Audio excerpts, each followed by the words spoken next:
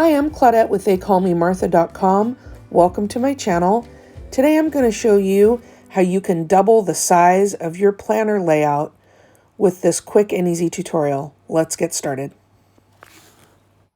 So I finished my planner layout yesterday and I'm ready for the upcoming week, but I know that I have a really busy week and I wanted to add a little bit more real estate to my spread to give me more places to document things. And so what I'm going to do is I'm going to show you how you can extend your planner layout to give you that extra real estate, and it's super quick and easy. I start with either a basic piece of paper, or in this case, I've pulled a dated sheet from an out-of-date planner. And the reason why I like to do this is because I know my dimensions are exactly what I need for my happy planner, and it's the same weight of paper. So I felt like it would just be easier to coordinate. And I start by scoring the left side, so the part where you have your little hole punches here. I score it at 1/2 inch, and this is going to become my hinge. And so go ahead and start by scoring your paper. If you're not using an old dated sheet, just make sure that you're cutting your paper to the dimension that will fit in your planner. And in this case, I have the classic planner, and so I believe it's 7 by, let's see, this is 6 3/4 by about 9 1/4. So, and it doesn't have to be perfect either. You can make this this fold out sheet even a little bit smaller if that works for you. Okay, so we've scored on the left side at 1/2 inch. And what I'm going to do is I'm going to attach that to the right side of my planner page. And I'm going to do that simply by lining up that score line with the right side of my page. And I'm just going to go ahead for now and pull this out of my planner. And so I'm going to flip it over. Okay, so I've scored my out-of-date page at 1/2 inch, or again, if you're using regular paper, you've cut it to size and you've scored it 1/2 inch on the left. And this is going to become our hinge. And so what I'm going to do is I'm going to flip the right side of my planner spread over and line it up on the left side with that score line. And I'm just going to apply a very small amount of glue along this edge. And you could use washi tape here. You could use score tape. It's really up to you. I prefer wet glue because it gives me just a little bit of time to move it around in case it's not quite in alignment. And you could even glue it and then come back with washi tape, you know, if you want, so that the back side of your planner spread is a little bit more finished. So here I have a piece of washi tape that I can come back in and I can add right over top. I do like to do the glue because it just helps to stabilize it underneath. But then, like I said, you can come back in with the washi tape. And so now I'm going to flip it over, and you can see here I have the hinge. And I've now doubled the size of my layout just by adding in this piece of paper. So if I come back in and trim off my excess washi, now I'm ready to embellish this side. And I'm going to start by working on the cover.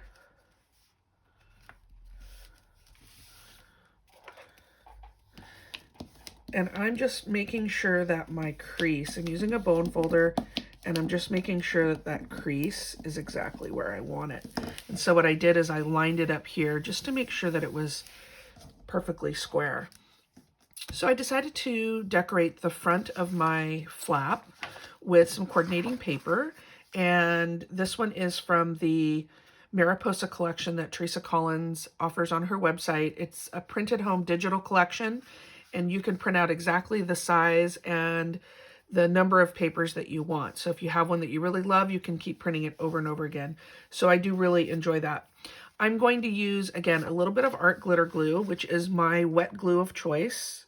I like it because it dries clear and it dries pretty fast. but it allows me enough time to move my paper around if I need to, just to make sure that it's super lined up. I don't use a lot because I don't want to warp my paper underneath, but I'm making sure that I'm getting those edges. So here I'm just lining up my paper. Again, that wet glue allows me a little bit of time to move it around. And then I'm just going to give it a good press. And now my flap has a matching cover. And if you remember, I used an out-of-date paper for my flap here, and so I don't want to show these numbers. I don't want to show them on this side either. So it made it a perfect choice for me to use the coordinating paper. So now I'm going to come in with just a few more embellishments, and this is also from that paper collection, and I've just matted it on black. And I'm going to line it up here in the middle, top to bottom, left and right. And then one more I'm going to stack on top of it. This is one of the art prints from the same paper collection, and I've just matted it on black. Pop that right in the middle. Now, as an option here, if you didn't want to cover up your flap with something decorative and you wanted it to be more functional, you could have put in a piece of paper here that allowed you to journal or to write. I just wanted it to coordinate, and I love this paper so much that I use it every chance I get. So on this side, I created something decorative and pretty, but on this side, I want to make it more functional. And so first thing I need to do is cover up these dates because they don't apply here. And so I've cut a strip of paper that I'm just going to add over that section. And I'm just going to line it up. And then I'll come back and trim the excess, but I'm making sure I'm getting all the way to the edge. And the one thing I really like to do is I love to use pinstripes just about on anything I do that's paper crafting. And I use stickers a lot if I can find them. Love from Lizzie offers peel-offs that are in various colors, various widths, and I really love them. But I also, at home, I like to use, these are quilling strips, and I buy them in white, and then I color them any color I want. I'll be doing a video on that next, but here so you can come back and check that out if you're interested. But here what I've done is I've just taken a black marker and I've run it right over top of that quilling strip, and I've done it here as well on my original layout, and that gives you the perfect color for your layout and the perfect consistent thin pinstripe that you can incorporate. I know I have a really hard time cutting something so thin that isn't slightly off, and nothing bothers me more on a pinstripe when it's uneven. So I love these quilling strips because again, consistency, and then the white allows me to color it any color I want to match my layout. So I've just added a little bit of glue, and I'm moving it around a little bit because I've used that wet glue. It allows me the freedom just to kind of make sure it's perfectly in alignment. I'm going to come back in and clean and trim that up. Now, the next thing I'm going to do is mount one of these inspirational quotes, again from the paper collection, and I'm just mounting it on some coordinating blush cardstock. And it says, "You are free to fly," and I thought that went beautifully with the butterfly theme. And then here is a coordinating strip of paper that I've done on the rest of the layout. So I'm just going to add this, again, to coordinate this new little flap that I've created. And I'm going to put that along the bottom here, like so. And then I'm going to add my flower. And the flower came from this particular paper, and what I did is I fussy cut it out, and then I just added a little bit of stickles to it just to give it a little bit of shimmer. And now I'm just popping in a little bit of glue, and I'm going to add that off the edge of my layout, and I'll come back in and trim that just like that. And then here on my inspirational quote, I think what I'm going to do is to coordinate kind of with what I've done on the layout. I have a little tag topper here, and this also came from the paper collection. so it matches really nicely. And I'm just going to add it to the side of my quote just for some interest.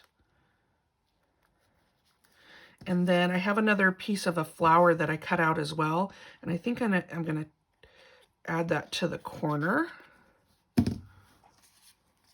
And so I think what I'll do is maybe put it, let's see, I think I'll put it up here and glue that down. And now I still have plenty of space to write some additional quotes or to-do lists or things that I want to accomplish. I'm just going to glue that flower down. And in fact, I think what I'm going to do, if I can find it, is, oh, here it is to grab my sticker book, and I'm going to come in. I think this sticker would look really nice. And I'm just going to add it. Let's see. This is from the Teresa Collins Happy Planner sticker pack. I don't think you can get it anymore, but you can put something similar if you're unable to find it. And I'm just going to add this sticker right here. And now I feel like I have a place where I can journal or add in some additional to-do items, and maybe a couple of more stickers from the book just to kind of finish it off. Let's see. I think I'll add a to-do sticker maybe off to the side like that.